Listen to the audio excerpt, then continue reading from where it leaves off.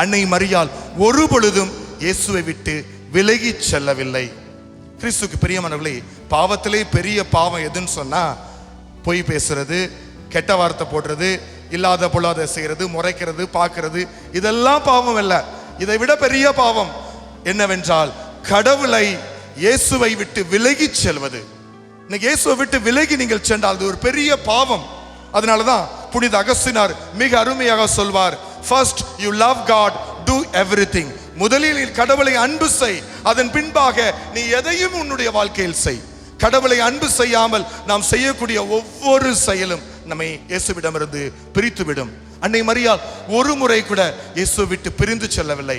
இயேசு காணாமல் போன பொழுது கூட இயேசுவை தேடி சென்றால், இயேசுவை நாடி சென்றால், இயேசு விட்டு பிரியவில்லை.